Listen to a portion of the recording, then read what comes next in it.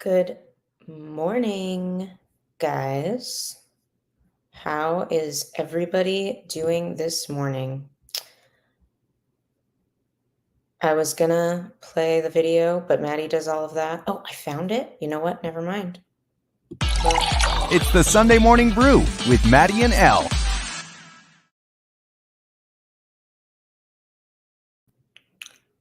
There we go. Okay.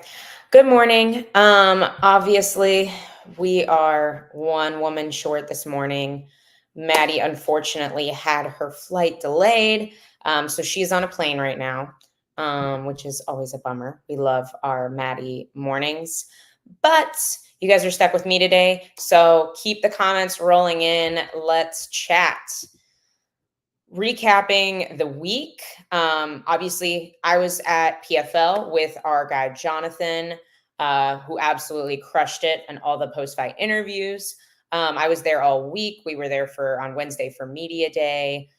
We were there for official and ceremonial weigh-ins on Thursday, and then obviously the fights on Friday night here in South Florida, live at the Hard Rock Casino in Hollywood, Florida. That was absolutely amazing. But then Saturday, we were gifted an incredible card. Klostrom said UFC main card had some bangers, absolutely had some bangers. So we will get into that as well. It's been such a great week. So throw in the comments if you watched PFL, if you watched the UFC this week, and your favorite fight. And let's chat about it. It'll be a shorter show today since it's just me, but good morning, Pat. Coffee time too. Thank you for reminding me. I need to put my creamer in. So look at my cute little mug from Grind Ops. I love this mug. This is the best tasting coffee ever, guys. It's like a vanilla caramel thing going on. It smells super good. Anyway, I got my frothy milk because I'm bougie. I'm bougie like that in the mornings. Oh, thank you. Thank you so much, Pat. It is a cool mug. It's like a Yeti level insulation too. It stays very, very hot. Carlos Prates. Yes. Dude, man, I kind of feel for the Leech. I feel like the Leech is one of those fighters that just everybody roots for, you know, and he's had kind of a rough road lately, you know, like he was on his way to what I think a lot of us thought was going to be just an absolute annihilation of Tony Ferguson. And then that entire card got dismantled by the Khamzat Chimaev weight miss. And man, I feel like it's just been kind of downhill for the Leech since that day. But Carlos Prates was absolutely a star yesterday. Like, so dangerous.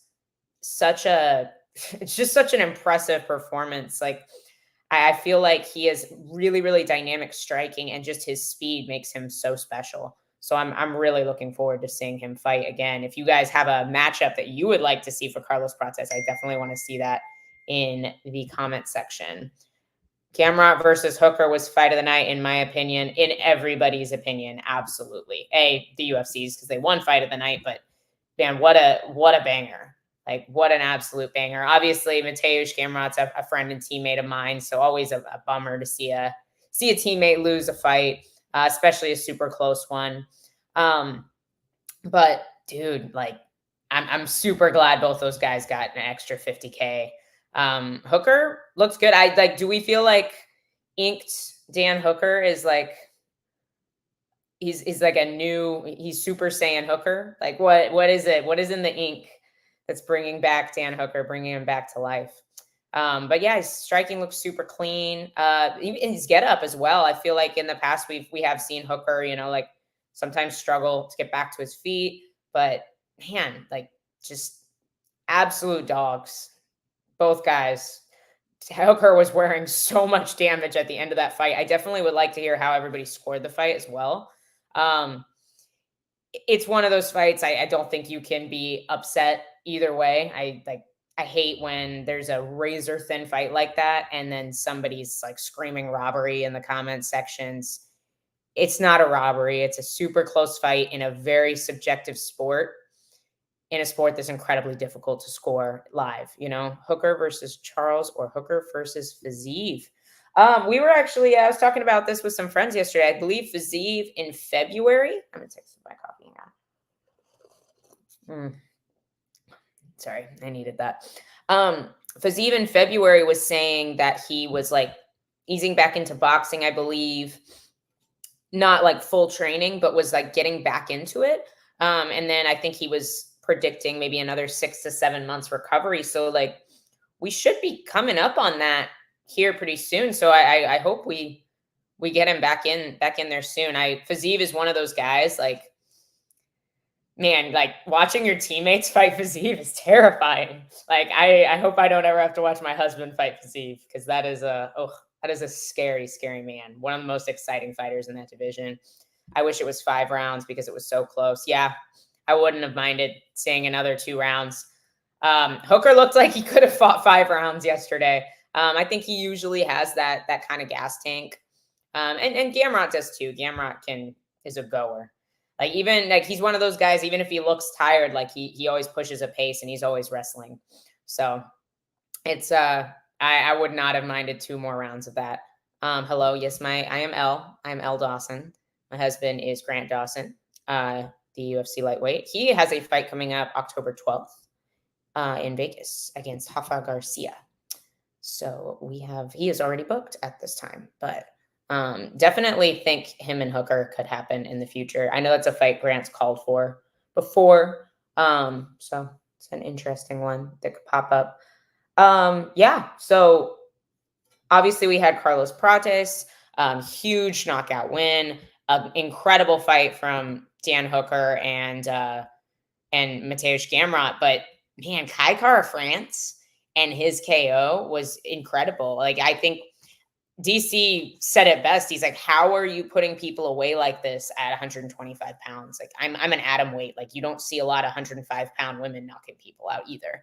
And there's a reason for that. We're smaller. Like these flyweights are small and they, like they don't get a lot of finishes, especially finishes like the ones that Kai Kara France is putting out there. So I would love to see him fight Pantoja again. I think like Pantoja, once again, great friend, great teammate. But he's fought everybody. He's beaten almost everybody in that division. I actually want to pull up the rankings. I kind of want to look at that. See if there's anything that makes sense for Kai Kara France besides a title shot at this point. Somebody said the Hangman is aging backwards. He's Benjamin Buttoning.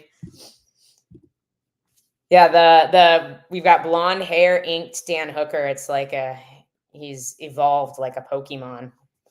He looked huge too. Like Hooker's always been like a big dude. I was really surprised to see him try to go down to 45. And obviously I think that weight cut crushed him. But man, like, I feel like he looked absolutely massive. What's up, Sean? Good morning. Good morning. I was surprised Usyk didn't mix in takedowns. I think Kai is a really difficult guy to get your timing on just because of the in and out speed. So I can imagine, especially when you're Usyk, you're way taller. Sometimes it can be harder to shoot on somebody that's significantly shorter than you as well. Like you have to get down. You have to get down to the hips, get under the guard. And Kai moves in and out so quickly. And it's really hard to time guys like that when they reset their range really, really well. Those are the hardest people to shoot on. So I definitely think that was something, maybe Usyk couldn't time right there in the first round. Like they're super early in the fight, but what a finish. It's about time we got to carve some decent amount of finishes. Guys, Sean Sterling was the biggest hater on the Facebook live stream yesterday. The biggest Mateusz Gamrot hater. True from Colostrum. Hola. I'm gonna talk smack to Sean. That's how I'm gonna keep the show interesting without Maddie.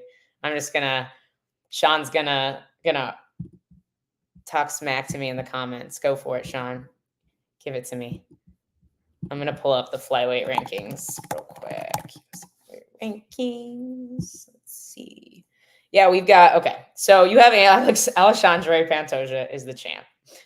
Hey, Hooker won, so I was right. It was a very close fight, though. I am not upset at the decision. Obviously, I was rooting for my teammate Gamrot, but you can't be upset after an incredibly close fight like that. Yamor, nope. No. Let's see. Flyweight rankings. So Alexandre Pantoja is the champion. At this point, he has beaten Brandon Royval. He has beaten Brandon Moreno twice in the UFC and 3 times, including the Ultimate Fighter. We have Amir Albazi. Do we know when he is coming back? What's the story on Amir Albazi? He's not booked, is he? I don't think so. No, he's not. Yeah, so we have Amir Albazi that's out right now. Obviously, we'd like to see he beat Kai, which I think was a super, super close fight. There's rumors of Pantoja fighting the other Kai. I have heard those as well.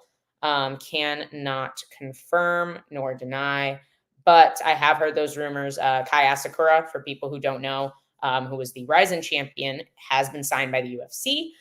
So that could be really interesting to see some new blood in that division. I heard a lot of people were like, oh, like, when are they going to get rid of this division yesterday? But like, they're signing new people. So probably no time soon. Like, I think there's a lot of opportunities for them to beef up this division. I will die on this hill. I think it's absolutely insane that the UFC is signing Kai Asakura, but not signing the guy that knocked him out. Kyoji Horiguchi, another teammate of Pantoja's. But man, like, why are we not just souping up the division with guys who have so many finishes at flyweight? Kyoji is an anomaly, just like Kai Kara Francis. Dave kept saying Grant for a possible matchup with Hooker if he wins next fight. Any truth to this? I know this is a fight that Grant has wanted in the past, the Hooker fight. If Hooker is ranked 5 after this weekend, I mean, that'd be a huge fight. I honestly don't know if that's a fight they would make, if that makes sense to the UFC or not. Lightweight's so stacked, so there's so many guys to fight at lightweight. So they may have him fight a little lower on the rankings first.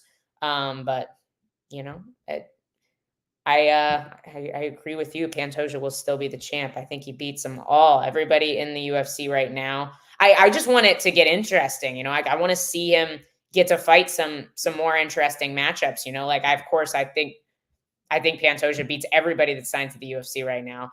I think Tatsuro Taira is a super interesting matchup for him. So maybe we do have some exciting ones. You know, like he has beaten Kai Kara France, but once again, that was on the Ultimate Fighter. By the way, best season of the Ultimate Fighter, in my opinion, was the flyweight tournament. For those who have not seen this season, guys, they, instead of bringing in fighters that like had fewer fights like they typically do now, this season was literally every flyweight champion from every organization that wasn't the UFC. And they brought them all in and had them fight each other in this insane flyweight tournament. It was absolutely incredible. So the fights are just phenomenal. So if you guys have not watched the flyweight tournament season of Tough, you need to. But that is when Kai fought Pantoja, lost to him, you know, on the Ultimate Fighter. So it's been a long time. I think Kai has gotten better. You know, I think it's a much more exciting fight for Pantoja now than it was. But we've got Tatsuro Taira, obviously Alex Perez. This freaking was on a tear as well. Let me pull him up too. Sorry, guys. I'm like half awake today. Never underestimate a Grant stoppage and viral call out on the mic. I absolutely agree. Of course it could happen. I would love that. That would be absolutely incredible. Let's see. Can we possibly get a Hooker Poirier 2? Hey, I'm all for that. One of the best fights of all time. Obviously Alex Perez was doing, like, had a huge knockout over Nicolau. Lost to Taira. Taira's next in line, I would think, unless they're trying to make the Kai Asakura fight just because they find it more interesting. I honestly think Taira would beat Pantoja. He's got slick jiu-jitsu. He can match Pantoja on the ground. He does have fantastic jiu-jitsu. I do think Pantoja's like top control might be a little bit better. And I think that just the veteranness of Pantoja, that is so not a word. The experience of Pantoja, I think would be huge there just because Tatsuro is so young. Very, very talented, unbelievably talented, super dangerous. But we do see him kind of like get involved in these wild scrambles sometimes. He's 24. He has a ton of time to grow. Like fighters aren't in their prime usually till they're around Pantoja's age, like early in their 30s. So I think I'm the only fan that hates rematches. I like seeing new matchups. Hey, I can respect that. I can respect that. I feel like Poirier and Hooker is one of those fights though we could watch 15 rounds of and it would just be epic, you know? Let's see, who did Hooker call out last night? I was too excited. His accent made it hard to understand what he said. I don't even remember. That's what Google's for, guys. This is what I need Maddie for, guys. She's like more awake than I am on Sunday mornings. I haven't had nearly enough coffee. The main card was a bad time for the Aussies. I mean, they went. Yeah. I'm thinking of all the teammates. I was gonna say they went 2-1, like not too shabby. But we also had, I mean, Dan won, Kai won. I mean, Ty and they went 2-2. It wasn't like terrible, but did you hear what Hooker said on the stool? Oh, are you talking about him just being like, "Oh, I love this shit"? Like he's cut open. He's one of those fighters that will always draw just such a huge fan base because his style is so exciting. He's just fun as hell, you know, and like he wants to fight. Like he's one of those guys like Justin Gaethje. They're just there to put on incredible fights every single time they step in the cage. Dan Hooker, UFC 305 call out. Let's see.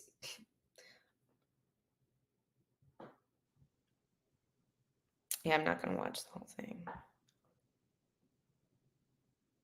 9 hours. Did he call out Connor? Oh, he did. He called out Connor.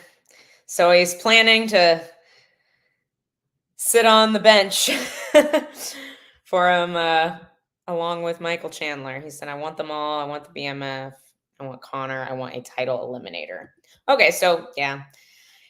It's a title eliminator can honestly mean so many things at lightweight. Like we were looking at the flyweight rankings, which pull up lightweight too. Gosh, there's so many good guys at lightweight, guys. Obviously, Arman is without a dance partner for this fall, with Islam being out for the rest of the year. So maybe we see an interim belt. Do I think that it makes sense for Dan Hooker to be that interim belt? Probably not. Just because he went from like 11 to possibly, 5, like top 5 for that first time. But at the same time, Gaethje is coming off the loss to Max. You have Dustin that just fought Islam. You have Arman just fought Charles. So do we rematch Arman and Charles for an interim belt? Does Justin get a title shot off of fighting losing to a featherweight who absolutely put on the size and is one of the greatest of all time, but does he get that title shot off a loss? Or do we see Arman and Dustin fight for an interim title? I don't know. I don't know what makes the most sense there, but it's kind of wild. You think the UFC will put on less events? Sorry, I'm not ignoring you guys in the comments. Put on less events in the first half of 2025? Or do you think they will keep the train rolling with weekly arena events? I really, really hope it's the second one, Greg. I obviously, for those who don't know, the UFC is closing the Apex for renovations in November of this year. A lot of changes coming in November. The Apex is closing up until, I believe, summer of 2025. We also are going to have 12 to 6 elbows, which is awesome. That was the stupidest rule ever. That's great. And you can't play the patty cake game with the ground with your hands anymore. You will be considered a downed opponent. unless, or if only, you will only be considered a downed opponent if your knee is on the ground. So love those rule changes, but we also have the apex closing. So I hope we are going to get just events in cities all over the US. I mean, they used to go everywhere. You know, we used to have Charlotte, North Carolina. We used to have where did Grant fight? Was it Virginia? I don't remember. It was a really long time ago. Somewhere over there. He fought in like upstate New York one time, like not in MSG. They were doing shows in St. Louis. They've done shows in St. Louis, shows in Kansas City. You know, like it would be really nice to see them do that. And they have a plethora of Midwest cities that have fight fan bases where I feel like they could do plenty of arena shows and obviously sell out, especially because people will be so excited that they can actually buy tickets to the event after years of Apex shows. So I really hope it's the latter. Let's see. Her husband is a wrestler. So you would have knowledge on this fight. How do you see a fight between Weili and Tatiana playing out? Man, Tatiana has some of the best wrestling in the in women's UFC history. Like her pure wrestling is phenomenal. Also like she mixes in her submissions really well. She's very dangerous there. Man, I feel like Weili is such a complete fighter. Tatiana's size, though, like she also is one of the biggest strawweights we've seen. But I do think Weili is so complete. She's so athletic, and she does have fantastic wrestling in her own right. I don't have a solid pick on this fight, to be completely honest. I don't honestly see a finish. I think even if Tatiana can implement her wrestling and get on top, Weili's like athleticness, explosiveness, submission awareness fight IQ is just so high level. I think Tatiana would have a hard time getting a finish on the ground. Weili has superb power. Man, it's just a good fight all around. I would lean Weili, I think, but I'm not like solid.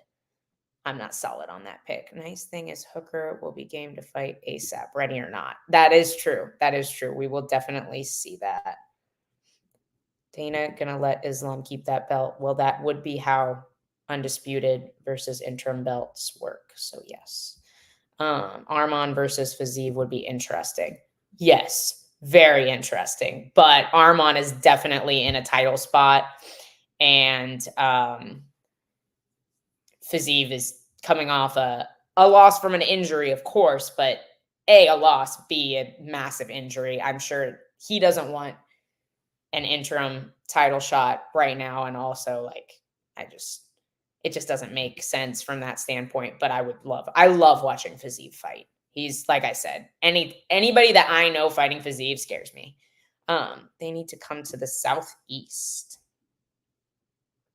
I mean, they've done some Florida shows. But like, where are you talking? Where are you talking? I know they've done Miami. They're doing Tampa later this year. Is the rumor on the streets. I think Jillian might have heard something on that. That dude Nolan ate a knee. Yeah, drop where you want them to go in the Southeast. I'm curious. Drop where you're gonna say. I want you to send me a list, LOL boys. Send me a list of fighters that got stripped. I'm very curious. That got stripped of their belts while they were out for an injury. Let's see. That was savage. That dude Nolan ate a knee to the face while on the ground and was ready to go right after the ref stopped it for a minute. Yeah, he ate that. It didn't look like it was like square on, but it definitely was the head. And the dude knew he did it. Like, I think in the moment, shit happens sometimes. I personally have never fouled somebody in a fight. I don't think it's that hard not to knee a down opponent, but obviously the heat of the moment, he realized what he did immediately. What are your thoughts on not taking a point immediately? I definitely feel like it should be in the rule set. I understand like there needs to be consistency. So if they always give a warning, they should always give a warning, unless it's like an obvious, blatant, purposeful foul. But I feel like if you knee a down opponent, like you should probably get a point taken immediately. Good points. I wonder if Whaley tries to wrestle her, but she possibly get caught in a sub since Tati is good in the grappling. I think it would be hard for Tatiana to get any submissions off her back except for a guillotine. Like if Whaley decides to shoot from far away, absolutely. Tatiana has incredible front headlock game. So I could definitely see that. I don't see Tatiana like throwing up a triangle or an arm bar, like if she already is taken down. But yeah, I could definitely see a guillotine on the way down. I was just saying he isn't going to strip Islam for any reason. Oh wait, we already read that. Tatiana and Patchy are a great couple. They were at PFL the other night. I saw them hanging out at the casino. So they were there watching. There was a really great moment after Danny Sabatello's fight. If you guys did watch PFL, I definitely love your input in the comments on this. I thought Danny won. It ended up being a draw for a point that was taken for a pretty blatant fence grab by Danny's opponent, Lazaro Dairon. Stuff happens. I liked seeing a ref take a point immediately. I understand the argument that it's not consistent and normally they would give a warning. What I did disagree with is Danny had the back and lost the back because of the fence grab and they didn't give it back to him. I think that was a mistake on the ref's part. But yeah, both incredible fighters. I think Patchy is one of the best 35ers on the planet. Where are we at? Atlanta, Birmingham, Nashville. Oh yeah, dude, I was at PFL Nashville. 2 weeks ago? Absolutely amazing. Like I love Nashville just as a city, the food, the live music, just the vibe of Nashville. But man, the fights they put on there were just incredible too. And PFL has such a great production team. But that was a blast. So Elle, what's the thoughts on this Roundtree versus Pereira fight? Exactly the same as Oh, yep. Sean saw me. Sorry, Sean. I didn't see your comment yet. Sean was already saying it. PFL took a point immediately for the fence grab. My thoughts on Roundtree versus Pereira is exactly the same as our guy, Dave Van Auken. And it is that, what do you guys want? We almost had a Raquel Pennington, Juliana Pena main event. Like, I will absolutely take this. Pereira is a G. Like, have we ever, like, he's headlined like 5 pay-per-views in a year, something insane like that. Don't quote me on that stat. I think that's right. But it's been nuts, and a lot of them were shortish notice. He saved so many cards, but dude, like, when have you ever been disappointed with those fights? Like, when have we tuned in to watch Alex Pereira save a card and it hasn't been an incredible fight? You know, okay, let's see. Yeah, these are popping for drugs are in here as well. John Jones essentially retired. Connor essentially retired. Like, Islam's going to be out for less than a year. Like, they're letting John Jones keep his belt right now, and he's been far less active than Islam. If anything, John Jones is getting the Dana White privilege when it comes to that. I don't get the hate, but that's just me. Hooker using the ghillie to reverse Gamrot was smart, not gonna lie. He did a really good job of it. It's not my favorite takedown defense, but when you've been getting taken down and you're getting held down the first round, it's a great adjustment to make. And I thought he used it super, super well. He was making, like, Gamrot had to roll to his back a couple of times. In case you didn't know, is that defense means the ghillie is tight. Like, it's there. There's danger. So it worked really, really well for him in this fight. I think it's kind of a dangerous game to play because if you aren't actively trying to get up with the guillotine and you're trying to finish the guillotine like from guard and you don't get it, obviously now you're on your back, but he used it really well. He was constantly getting his hips down.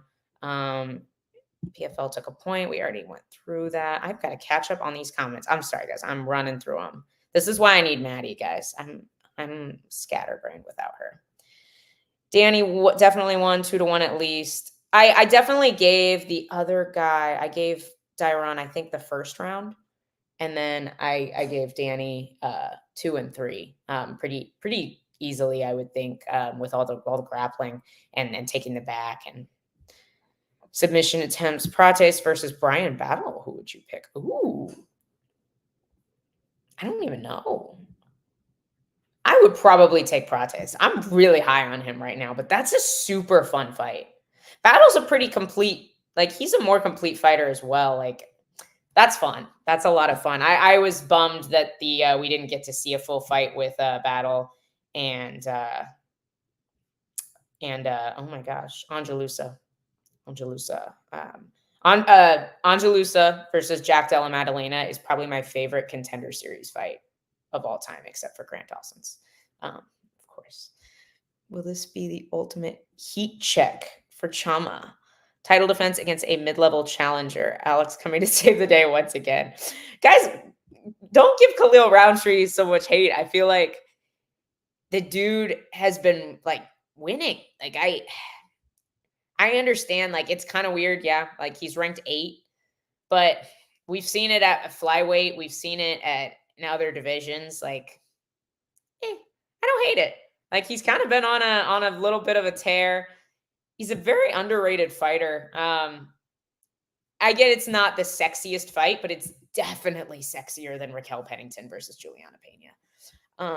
I honestly thought Roundtree was suspended longer, and it's like a person said yesterday, where it's January. I'm not sure I understand your question, Sean. I'm sorry.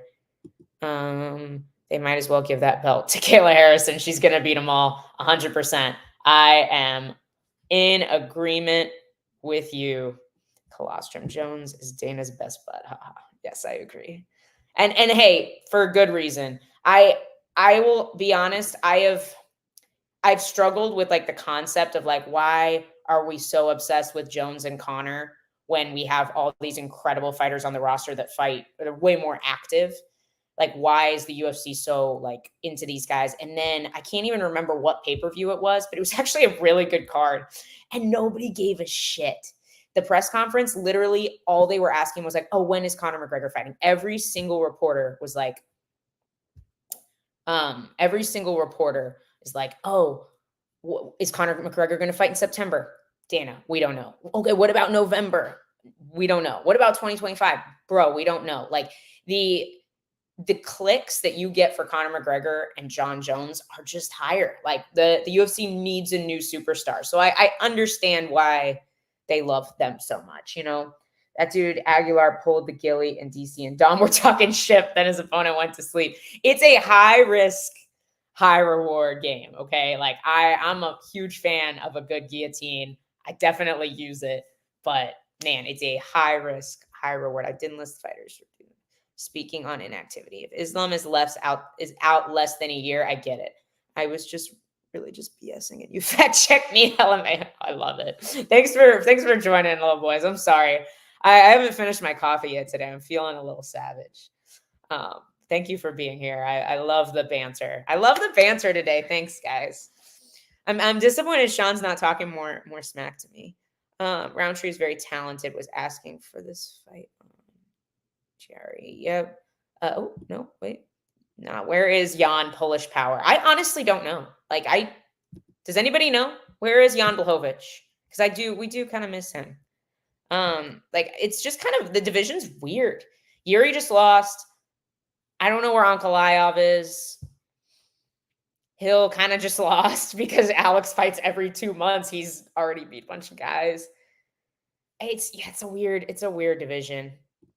I heard Krylov is having like visa issues. I don't know how true that is, but Usyk was like 12 when he got the title shot, so it's getting more common. It is, and flyweight obviously has different rules. Like the rules of MMA don't apply to flyweight, heavyweight, sometimes 205, and women like female divisions. Like they're different. Like the divisions aren't as deep. You don't have as many options. People end up fighting the same people.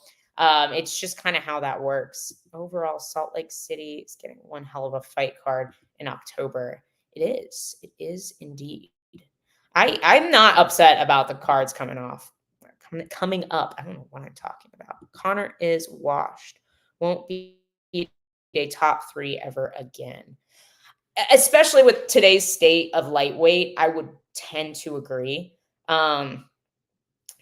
Dustin beat him twice back to back. Yeah, I mean, I could still see him beating Chandler. I think Chandler gets hit a lot sometimes, and he runs into some things, and he doesn't always have like the best fight IQ. Like he was even doing well when he fought Dustin, and just like didn't make the right decisions. And Dustin is a vet and capitalized on it beautifully. Salt Lake City card might be better than UFC Noche. Okay, I want to ask you guys, do you guys like the UFC Noche card? Are you in the group that's upset about it? Are you on board? Obviously, I know none of us are going because we can't afford to, because the tickets are like $1 million. But I'm just curious, do you feel like do you like the card? Do y'all like the card? What do we think of Noche? I'm definitely excited to see Merab and Sugar Sean. I do want to see Brian Ortega and Diego Lopez. I don't know if I want to see it that much, but I don't know. I'm kind of torn on that one. I think the UFC being in the Sphere, I think the Sphere on its own, the UFC Noche card is mid. Such a Gen Z thing to say. Is mid. I'm not disagreeing with you. I kind of wonder if like it being in the Sphere and like all the things that they can do with the Sphere might make it just that much cooler, even if the card itself is not like an absolute banger. I will say a lot of us were super pissy about UFC 300 and it absolutely delivered. So even though it maybe didn't have the star power we wanted it to have, the fights themselves were incredible. Absolutely incredible. Would you rather see Khamzat versus Dricus or Dricus Strickland rematch? I don't think Khamzat deserves a title shot right now. If we're going to talk about inactive fighters, let's talk about Khamzat Chimaev. I don't think he's going to fight Robert Whitaker. I just don't think it's happening. This is like the longest I think I've ever done a Sunday morning.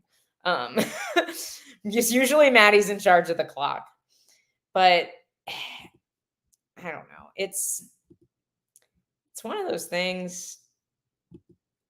I feel like, let me see. Sorry, I got to catch up on the comments here. I don't have as much trash talk. Connor said he was fighting at 185. I think he was supposed to be 170. I'm pretty sure. Because yeah, Connor's massive right now. And that could work to his benefit. Like if he's massive, he'll have even more power. I know this isn't like, we don't know what Conor McGregor was doing when he was not in the UFC. However, just a little research tidbit. Studies show muscular endurance and power benefits up to 7 years after stopping anabolic steroids. So I'm just saying, even if he's not on the juice anymore, if he was before, could still be benefiting from it, especially at a heavier weight class against a guy who's been knocked out by featherweights, Salt Lake City might be better. Oh, we already did that one.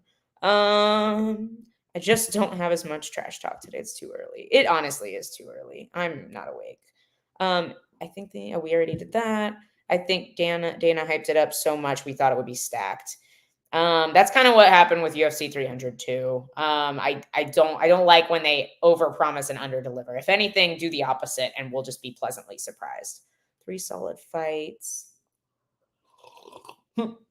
Yeah, no, I agree. It's kind of one of those cards where we might get some banger fights, but it just doesn't have the star power for how it's been hyped up. But I think we're in an era where we're hurting for superstars. Like it's hard for us to, like, you guys remember when they announced UFC 200 in the arena on the big screen, and then like Brock Lesnar's face popped up and the crowd just went absolutely insane. Like we just don't have that. We don't have enough fighters with that kind of like star power right now. And that's kind of where we're at. Brian is really brave for even accepting Diego fight coming off a win over Yair, who has ranged much higher. I agree. It's a risk he doesn't need to take. But I would think they aren't pushing for Brian to get a title shot right now. He was inactive. He was injured. Doesn't always have the most exciting style. I really like watching him, but I know like some people were upset that the Yair fight was more boring. Merab is going to drown Sean. Hey, Merab is incredible, but he got dropped by Henry. And the thing that Sean O'Malley does so well is he moves his feet, which makes it really hard to take people down. Merab took Jose Aldo down 0 times. Did a phenomenal job using the wrestling on the feet, using those exchanges, the clinch work, holding him against the cage, winning every moment there. But Jose Aldo's footwork gave him some problems. Sean O'Malley's is better. He's faster, and he's so long. So I feel like there's just so much danger for Merab to get through. Can Merab win this fight? Yes. Can he smother him for 5 rounds? Of course. He's one of the best in the world at that. But over 25 minutes, that's a long time for a lot of moments for Sean to happen. And he only needs one of those moments. So it's I might be taking sugar here. And I am a grappler by trade. I'm a proud supporter of the crotch sniffers. Noche has a legit headline. Fight with the sphere likely be the attractive in the draw. I know. I'm kind of curious what they'll do with like the walls. I thought I had Gamrot winning as well. I'm obviously biased. But I did think the fight was crazy close. We did talk about it right at the beginning. Fight of the night by far, Christian. Okay, guys, it's been 42 minutes. I have to go get ready for church actually, because I still look very tired. But thank you guys. Thank you guys for tuning in. Sean said, I'm with you, Elle. O'Malley for the win. That's where I'm leaning. Not saying Merab, of course, can't get it done, but thank you guys for joining me and being active in the comments. So I had somebody to talk to today. This was really fun. Of course, we miss Maddie. I will not be on the show on Tuesday, but Maddie will be back. She's back from her vacation. She is back from her vacation with her hubby in Nashville. They had a great time, so she will be back on the show Tuesday. I am taking a much-needed week off. No Tuesday for me. I am no longer on Betting Bananas. I am going to be starting a new series for you guys. So Betting Bananas is going to be Dave and Rafael Esparza and John and other amazing guys on our team. That's going to be on Wednesday night. Monday night, we have Cage Side with Christopher James, who is usually in the stream, telling everybody about his show. Where is Christopher James today? But we love Chris. He has a fantastic show on Monday nights. We have Boxing Bananas every Thursday night. Tune in for that. Yeah, we appreciate you guys. Y'all are the freaking best. Good stream. Thank you. Thank you so much. Appreciate everybody. Have a good one.